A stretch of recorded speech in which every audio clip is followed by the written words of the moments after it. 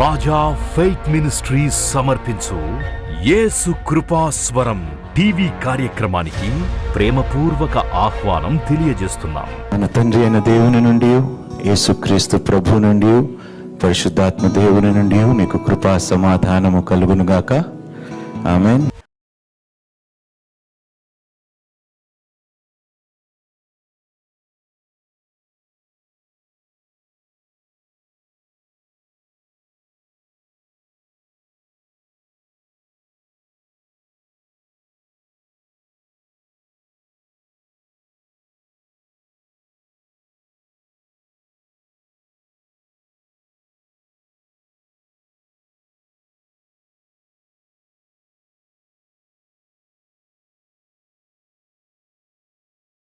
Satan's goal is not to defeat you, he wants you to defeat yourself.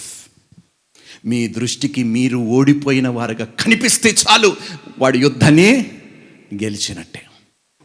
ఓపెన్గా చెప్దాం మనం, ప్రభువా నన్ను నేను చూసుకుంటే నాకు సంతోషం కలగటం లేదు ప్రభువా, నన్ను నేను చూసుకుంటే నాకు నా మీదే అసహ్యం వేస్తుంది, నన్ను నేను చూసుకుంటే చచ్చిపోవాలనిపిస్తుంది. ఎవరు చేస్తున్నారు తెలుసా ఇవన్నీ? మీ చేతే, తెలియకుండానే మీ చేతనే చేయిస్తున్నాడు. అది మీ వలనే జరుగుతున్నదనే విషయము కూడా మీరు తెలియని స్థితిలో ఉన్నారు. నీకెక్కడో లోపల ఆశ ఉన్నది బ్రతకాలని, కానీ నువ్వు బ్రతకటము వ్యర్థమని నీ నోట చేతే దానిని ఈరోజు మనం త్రిప్పి కొట్టును గాక యేసు నామములో. హల్లెలూయా. నేను బ్రతికెదను, నాతో పాటు లక్షలాది మందిని జీవములోకి నేను నడిపించేదను. హల్లెలూయా. ఇందుకొరకే దేవుడు నన్ను సజీవముగా పెట్టాడు, చావటానికి కాదు. చచ్చి సాధించగలిగింది ఏదియో నమ్మటము. ఇదే మాట చెప్పండి వానికి. నా వల్ల కాకపోయినా నా దేవుడు వలన సమస్తమును. హల్లెలూయా. నేను ఓడిపోయితే నా దేవుడు ఓడిపోడు కదా. ఓడిపోయిన వాడిని గెలిపించేవాడే నా దేవుడు అని వాడికి చెప్పండి. హల్లెలూయా. తిప్పికొట్టండి వాడు ప్రతి అబద్ధమును, ఎదిరించండి. అందుకని దేవుడు అంటాడు, నాకు లోబడండి. గాడ్ సేస్ సబ్మిట్ ఫస్ట్ అంటాడు. లోబడి అపవాదిని ఎదిరిస్తే వాడు నీ యొద్ద నుండి పారిపోతాడంట. Submit to the Lord, resist the devil and he shall flee from you. Resist every lie that he is throwing at you. దేవుడికి ఏమైనా పనిపాటు లేకుండా తన రక్తముతో కడిగి పరిశుద్ధపరిచి తన రక్తం, అమూల్యమైన రక్తం వెలచెల్లించి మనల్ని బ్రతికించుకుంటాడా? చచ్చిపోవటానికి దేవుడు బ్రతికించుకుంటాడా? అంత విలువైన రక్తము నీ కోసము చిందించాడంటే నువ్వు బ్రతికి 10 మందిని బ్రతికించాలనే ఆశతో నేను బ్రతికించాడు దేవుడు. నువ్వు వెలుగుగా ఉండాలి, చీకటిలో ఉన్న నీ బ్రతుకుని వెలుగుమయంగా మార్చడానికి దేవుడు నిన్ను బ్రతికించాడు. కానీ నీ దృష్టికి నీవే ఓడిపోయిన దానిగా, ఓడిపోయిన వాడిగా చేసేలాగా ఇది అపవాది కుతంత్రాలు, ఇది వాడి ప్రయత్నాలు. జాగ్రత్తగా ఉండండి. చెప్పండి, Satan's goal is not to defeat you, he wants you to defeat yourself. ఈ డిస్కరేజ్మెంట్ ఏమిటో తెలుసా? ఒక సైలెంట్ వెపన్, కనిపించని మౌనమైన ఒక ఆయుధము ఏదైనా ఉన్నదంటే అదేమిటి చెప్పండి? డిస్కరేజ్మెంట్. దాని నుండి మనం త్వరగా బయటకు వచ్చును గాక. నెగటివ్ ఎమోషన్స్ ఏం చేస్తాయి తెలుసా? పూర్తిగా ప్రార్థనలు మానిపేసేలాగా చేస్తాయి. 1 పేతురు 5వ అధ్యాయము 7వ వచనం ఏమంటున్నాడు అక్కడ? ఆయన మిమ్మును గూర్చి చింతించుచున్నాడు గనుక. మనకన్నా ఎక్కువ చింత మన గురించి ఎవరికున్నదంట? ఆయన చింతిస్తున్నాడు. సాలదా చెప్పండి? ఆయన మిమ్మును గూర్చి చింతించుచున్నాడు గనుక మీ చింత యావత్తు ఆయన మీద వేయుడి. ఇక్కడ ఏమంటున్నాడు? మీ యావత్తు చింత అంటే కొంచెము కాదు, చిన్నవే కావు. ఒకవేళ చేతులారా మనమే పాడు చేసుకున్న దానిని దేవుని చేతిలో పెడితే సరి చేయగలిగిన వాడు ఆయన. హల్లెలూయా. తెలిసి ఎవడయ్యా తప్పు చేయడు ఈ లోకంలో, ఈ ప్రపంచములో? అయినను దాన్ని సరిచేయగలిగే కృప దేవుడు మనకిస్తున్నాడు. పాడైపోయిన దానిని ఏదైనా, నశించిపోయినది ఏదైనా ఆయన చేతిలో పెడితే దానిని మార్చగలిగే ఏకైక దేవుడు మన దేవుడు. హల్లెలూయా. అందుకని అన్నాడు, నీ యావత్తు, చిన్నవే కావు, కోర్టు, జైలు, నిందలు, అవమానాలు, ఒంటరితనము, భయము, యావత్తు ఈరోజు ఎవ్వరూ దాచుకొని దయచేసి వెళ్ళకండి. యావత్తు ఈరోజు ఆయనకే. మీరు కాస్తైనా పెట్టుకున్నా కూడా లాభము. ఈరోజు అన్నీ ఆయన చేతిలో విడిచిపెట్టి స్వతంత్రులుగా మనం వెళ్ళబోతున్నాము యేసు నామములో. హల్లెలూయా. ఇంకా భయపడకుండా ఈ గుమ్మము దాటి మనం వెళ్ళబోతున్నాం. విజయోత్సులుగా మనం వెళ్ళబోతున్నాం. గొప్ప అత్యధికమైన జయము, మేలు పొందుకున్న వారిగా మనం నమ్మి ఇక్కడ నుండి వెళ్ళబోతున్నాము. నీ నమ్మకము ఎడల నీకు జరుగును గాక. హల్లెలూయా. ఎమోషనల్ హెవీనెస్ మన ఆత్మీయత స్థితిని బ్లాక్ చేసేస్తుంది. క్లారిటీ లేదు. దేవుడు ఇలా అంటే ఇలా చేస్తాడా, దేవుడు ఇలా చెప్పాడు.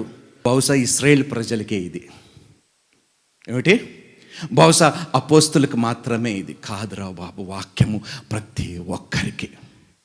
హల్లెలూయా, హల్లెలూయా. దేవుడు వారికి చెప్తున్నప్పుడు నిన్ను కూడా ఉద్దేశించే చెప్పిన మాట ఇది. హల్లెలూయా. భూమి ఆకాశము గతించిన, హల్లెలూయా, హల్లెలూయా. ఈ ఏమైపోతుందో తెలుసా, పక్కనోడు అరే భయపడొద్దురా, దిగులు పడొద్దురా, ఏడవద్దురా అని ఎన్నిసార్లు చెప్పినా వాడి మాటలు నీ చెవిలో మాత్రము, నీ నీ నీ ఏడుపు మాత్రము కాస్త వినండి. ఏడ్చే రోజులు అయిపోయాయి, ఆనందించే రోజులు రాబోతున్నాయి. హల్లెలూయా. నమ్మిన వారందరూ గట్టిగా చెప్పండి, ప్రైజ్ బీ అంటు గాడ్. ఏమైపోతుందంటే హృదయము భారముతో నిండిపోయి ఉంటే స్పిరిచువల్ క్లారిటీ పోతుంది. దేవుని స్వరమును మనము సరిగ్గా వినలేము. ఏవేవో జరిగిపోతాయి అంటే జరగలేదు, చెప్పండి, జరుగుతాయి అని అజ్యూమ్ చేసుకొని వర్స్ట్, ఇప్పుడున్న దానికన్నా ఇంకా వర్స్ట్ అయిపోతాయని సిచ్యువేషన్స్. ఎప్పుడు హృదయము భారముతో నిండిపోయినప్పుడు యు అజ్యూమ్ ద వర్స్ట్. కృతజ్ఞలై ఉండటము మానేస్తాం. You lose gratitude, you lose gratitude. తప్పుగా జడ్జి చేస్తూ ఉంటాం పీపుల్ని. We misjudge people. మొత్తానికి ఆత్మీయతనే మర్చిపోయే స్థితిలో ఉంటాం. అందుకనే దావీదు అన్నాడు 51వ కీర్తన 10వ వచనం, దేవా నా యందు శుద్ధ హృదయము కలగజేయుము, నా అంతరంగములో స్థిరమైన మనసును నూతనముగా పుట్టించు. హల్లెలూయా. నా అంతరంగములో స్థిరమైన మనసు, నూతన అంటే నాకు ఈ పాత మనసు, ఈ పాత ఆలోచన వద్దు ప్రభా, నూతనమైన మనస్సు అన్నాడు. హల్లెలూయా. నిన్నటి మనసుతో ఈరోజు మళ్ళీ మనం ప్రయాణము చేస్తే ప్రయాణము చేయలేని స్థితిలోనే ఏ రోజుకి ఆ రోజుకి శ్రమ చాలు, రేపటి గురించి. That's why David prayed, create in me clean heart O God and renew a right spirit with me. ఎందుకు అడిగే తెలుసా, మన ఆత్మ దేవునితో సరిగ్గా లేకపోతే ఏ విషయములో కూడా మనం క్లారిటీ లేకుండా ఉంటాము. When your spirit is not right, you don't have clarity who God is in your life. నీ ఆత్మ, నీ హృదయము కృంగిపోయి భారముతో ఉండిపోయినప్పుడు దేవుడు ఎవరు అనే క్లారిటీ పోతుంది. ఇప్పుడు ఇలా ఉండటం వలన మనల్ని చూసి పక్క వాళ్ళ పరిస్థితి ఏమవ్వాలి? మనం ఏడిస్తే పక్కన నుండి ఏడవాలని రూల్ ఉందా? కానీ వాడు ఏడవాలని మనం అనుకుంటాం. అందరినీ దేవుడు దీవించునుగాక. ఇది వాస్తవం. It is a psychological thing. అరే నేను ఏడుస్తుంటే నీకు నవ్వు ఎట్లా వస్తుంది, నువ్వు సంతోషం. ఇది అపవాది కార్యము. We have no right. మనకి అధికారం లేదు. ఎవరి సంతోషాన్నైనా పాడు చేసే అధికారము, మనం దుఃఖించినంత మాత్రమున అవతల వాడి సంతోషముని పాడు చేసే అధికారము ఏ నరుడికి. ఇది ఏం చేస్తుందంటే నాన్న, మొత్తము కుటుంబాన్ని ఏం చేస్తుంది? మనము ఈ భారమైన హృదయముతో, ఈ భయముతో, ఈ డిస్కరేజ్మెంట్తో మనం కలిగి ఉన్నప్పుడు అది మొత్తం కుటుంబానికి వ్యాపిస్తుంది. పులిసిపోయినది కాస్తంత పిండిలో పడితే మంచిగా ఉన్న పిండంతయు. ఆయన ఎంత దుఃఖములో కూడా మీరు ఏమి చేయుచున్నారో. సిలువ మీద ఉన్నాను అయినను నన్ను చూసి మీరు బాధపడరా అని అన్నాడా? ఇమోషనల్ బ్లాక్మెయిల్ చేసిండా? మనిషి లక్షణమే ఇదే. నేను బాధపడితే నువ్వు కూడా ఉండకండి నాన్న అలాగా. I pray to God, let hour sufferings not burden others. మన బాధలు ఆల్రెడీ వారు సైలెంట్గా బాధపడుతున్నారో లేదో తెలీదు. ఇబ్బంది పెట్టకండి. ఏదున్నను నీ యావత్తు భారము. అపవాది పనేమిటి? నువ్వు బాధపడు, నువ్వు ఫీల్ అవ్వు, నీ చుట్టుపక్కల ఉన్న వారిని కూడా ఫీల్ అయ్యేలాగా. నీ మీద ప్రేమ లేదు అన్ని ఫీలింగులు నువ్వు వారికి తెప్పించు. ఎంత చక్కగా, చాలా తెలివిగా అపవాది పనిచేస్తూ ఉంటాడు మన జీవితాల్లో. తల్లి తండ్రులు మనమే అధైర్యపడిపోతే, మనమే భయపడిపోతే, మనమే ప్రార్థనలు మానేసి కృంగిపోయి అన్నిటినీ విడిచిపెట్టేస్తే ఎవరి విశ్వాసాన్ని దెబ్బతీస్తున్నాం మనం? అధికారం ఉందా? మనం ఆ హక్కు ఉందా? కానీ చేస్తున్నాం. కావాలని చేయటము లేదు, తెలియక చేస్తున్నాం. కానీ ఈరోజు దేవుడు తెలియపరుస్తున్నాడు. ఎవరిని ఉద్దేశించింది కాదు.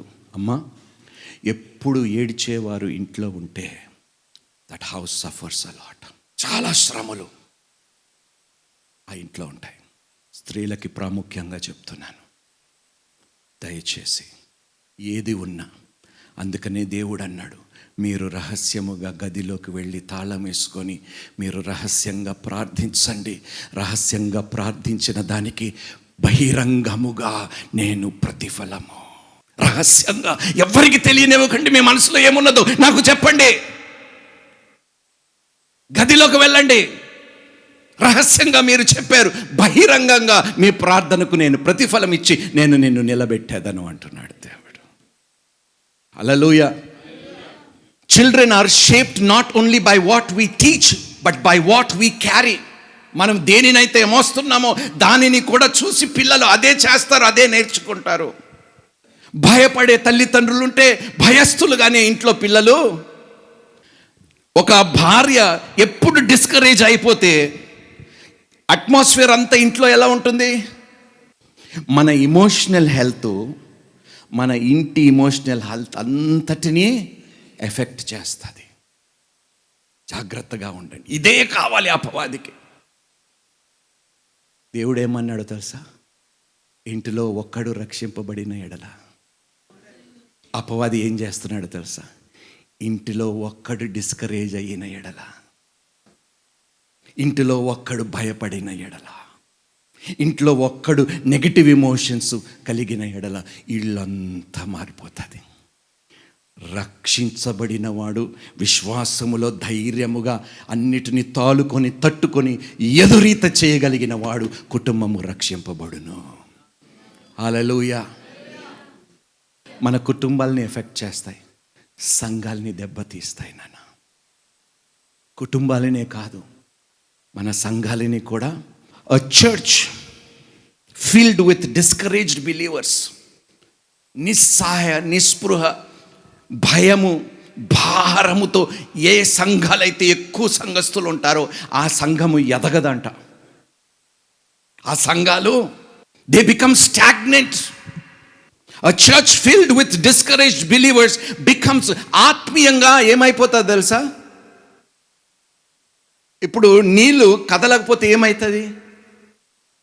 కొన్ని రోజుల వరకు బాగానే ఉంటాయి, కొన్ని రోజుల తర్వాత సంతోషము గల మనస్సు ఆరోగ్య కారణము, నలిగిన మనస్సు ఎముకలను ఎండిపోజేయును. బా, అందరం కలిసి చదువుదాం ఈ మాట. సంతోషము గల మనస్సు ఆరోగ్య కారణము, నలిగిన మనస్సు ఎముకలను ఎండిపోజేయును. మీ ఎముకలనే కాదబ్బా, అందరు ఎముకలని కూడా. A broken spirit or a dry spirit dries others. ఎండిపోయిన ఆత్మీయత కలిగిన వ్యక్తి పక్కన నీ ఉంటే ఏ ఫీలింగ్ కూడా నీకు కూడా ఏదో ఒక విధంగా dryness. A dry spirit dries others, a revived spirit revives others. Hallelujah. So ఏం కలిగి ఉండాలి మనము? A revival spirit. Praise be unto God. When your spirit dries, everything around you. ఇప్పుడు చెట్టు ఎండిపోతున్నప్పుడు, చెట్టు ఒకటే ఎండిపోతాయా? దానికి కొమ్మలు, దాని ఫలములు, దాని వేర్లు. కొమ్మ భార్య అయితే ఫలములు మన బిడ్డలు. ఎండిపోతే భార్య ఎండిపోతుంది, పిల్లలు కూడా ఎండిపోతారయ్యా. వద్దు మనకి ఇది. తిప్పి కొడదాం నాన్న ఇవన్నీ. ఈరోజు సూటిగా దేవుడు మాట్లాడుతున్నాడు. దేవుడు అవకాశం ఇస్తున్నాడు. అన్నిటినీ ఆయన చేతికి అప్పగించమంటున్నాడు. దేవుడు అంటున్నాడు, ఏదేది నా చేతిలో పెడతావో నీ పక్షము నా విషయమునై నేను పోరాడి నీకు విజయాన్ని అనుగ్రహిస్తానంటున్నాడు. హల్లెలూయా, హల్లెలూయా. Let us say, the battle belongs to the Lord. Amen. Praise be unto God. మూడోది ఏమవుతుందో తెలుసా? మన సాక్ష్యము దెబ్బతింటది. ఫస్ట్ మన సాక్ష్యము ఎవరి దృష్టిలో దెబ్బతింటుందో తెలుసా? మన ఇంట్లో వారి దృష్టిలోనే. ప్రతి అన్యుడు భూతద్దము పెట్టుకొని ప్రతి క్రైస్తవుడిని చాలా దగ్గరగా పరిశీలిస్తున్నాడు. దేవుడు నిన్ను వెలుగువలే, ఉప్పువలే ఒక సాక్షిగా ఉండాలని దేవుడు కోరుచున్నాడు. God wants you to be the light. God wants you to be the salt of the earth. God wants you to be a witness to the nations. Hallelujah. Unbelievers are reading your life. మన ముఖంలో ఎల్లప్పుడూ ఏడుపుని చూశారనుకోండి, భయాన్ని చూశారనుకోండి, కృంగిపోయిన మన బ్రతుకులని చూశారనుకోండి. If they see fear, anxiety, negativity, emotional instability, నువ్వు చెప్పే సువార్తను వారు నమ్ముతారా? నువ్వు ప్రకటించే దేవుని మాటలు వారు వినగలుగుతారా? ఈరోజు ఎవరు ఆటంకముగా ఉన్నారు? మనమే. అపోస్తుడైన పౌలు ఏమన్నాడో తెలుసా? అయ్యో, సువార్త ప్రకటించకపోవటము నాకు శ్రమ. అందుకనే ఎంత నష్టమైన, ఎంత కష్టమైన ముఖములో చూపియకుండా సువార్తను ప్రకటించి దేవుడు గొప్పవాడని తెలియపరిచాడు. హల్లెలూయా. అది పౌలు గొప్పతనం. శ్రమలు పడలేదా? పడ్డాడు. బాధలు పడలేదా? అవమానాలు అన్నిటినీ ఎదుర్కొన్నా కూడా లోపల పెట్టుకున్నాడు. లోపల పెట్టుకొని దేవుని చేతిలో ఎత్తి, ఇంక నువ్వు చూసుకో ప్రభువా, నీ పని నేను చేస్తానని ముందుకు కొనసాగాడు. హల్లెలూయా, హల్లెలూయా. If all they see is fear, anxiety, negativity and emotional instability, they will not believe the God you preach. నువ్వు ప్రకటించే దేవుడు ఏ రోజు కూడా మన బ్రతుకులను చూసి అన్యుడు నమ్మడు. మనుషులకి కావాల్సింది ఏమిటో తెలుసా? హోప్, నిరీక్షణ. నీవే నిరీక్షణను కోల్పోయి నిరీక్షణ అనుగ్రహించే దేవుడు గురించి నువ్వు ప్రకటిస్తే నమ్మగలుగుతారా? People are drawn to hope. అందుకనే Christ the hope of glory tell them, ఏదైనా నిరీక్షణ ఉన్నంతే, దేనికోసమైనా మనం నిరీక్షణ కలిగి ఉండాలంటే అది యేసుక్రీస్తు ప్రభువు కోసమే. ఆయననే మన నిరీక్షణ. Christ the hope of glory. అయినో ఒకరోజు ఈ భూమి మీద జరగకపోయినా ఒకరోజు నేను తిరిగి పునరుద్ధానుడైన తర్వాత ఇవన్నీ నెరవేర్చబడతాయి అనే నిరీక్షణ నాకు దేవుడు అనుగ్రహించాడు. Hallelujah. This is the hope I have. And నాకు కలిగిన నిరీక్షణను దేవుడు సిగ్గుపడనివ్వకుండా కాపాడుతానన్నాడు. ఇప్పుడు జరగకపోతే ఏమిటి, కానీ ఒకరోజు people are drawn to hope, and hope should be the very atmosphere around the believe. నీ చుట్టూ ఏముండాలో తెలుసా? నిరీక్షణ. నీ ముఖంలో ఏం కనిపించాలి? నీ మాటల్లో, నీ చేతల్లో, నీ ప్రవర్తనలో నిరీక్షణ. అరే ఇంత జరిగినా కూడా ఏంది ఇది? I have hope. ఏమైనా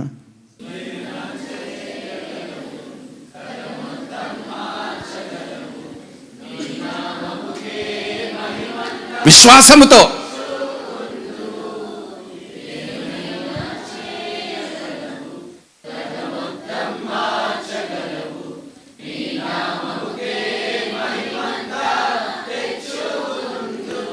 ఇప్పుడే దేవుడు దానిని చిగురిస్తున్నాడు.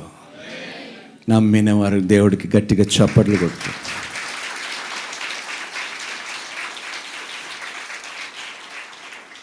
I want to build your faith with these few words and close. 142వ కీర్తన 2వ వచనము.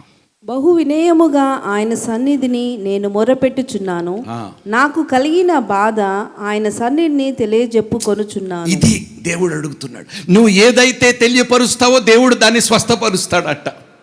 ఏదైతే దాచుకుంటావో దేవుడు దానిని.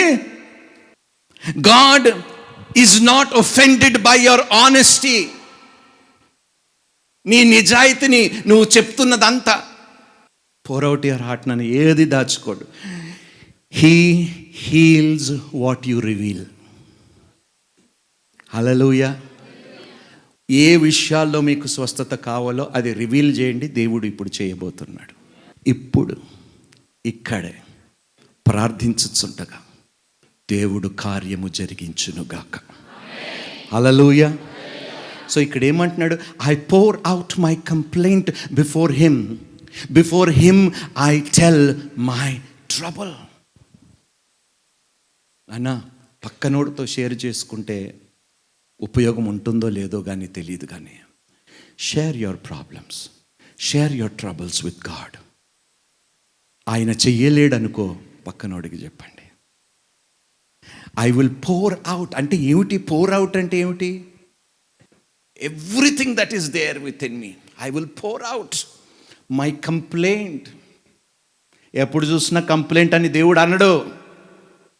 నిజాయితీగా నువ్వు చేస్తున్నందుకు దేవుడు విని దాన్ని బట్టి దేవుడు నీ ఎడల కార్యం చేస్తాడు. మనుషులలాగా కాదు దేవుడు ఆలోచనలో. People say enough of your complaints అంటాడు, but God never says that. God knows why you came to him, with what complaint you came to him, and he wants to heal what you are revealing to him.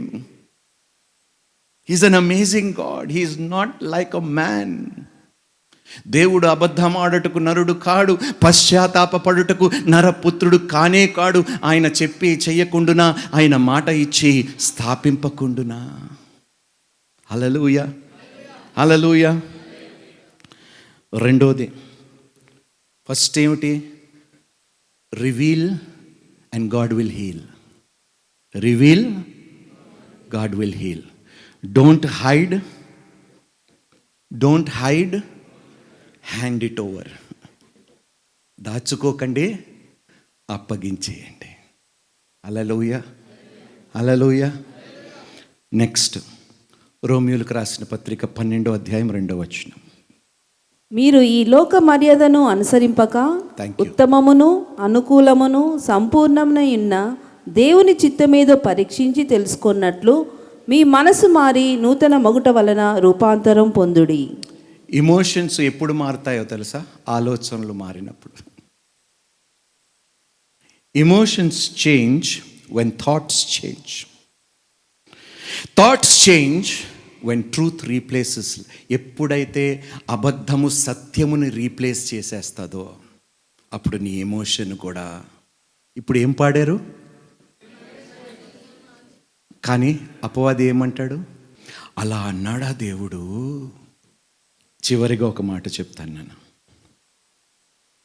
ప్రతి negative emotion ఒక negative బిలీఫ్తో ముడిపడి ఉన్నాయి నాయన.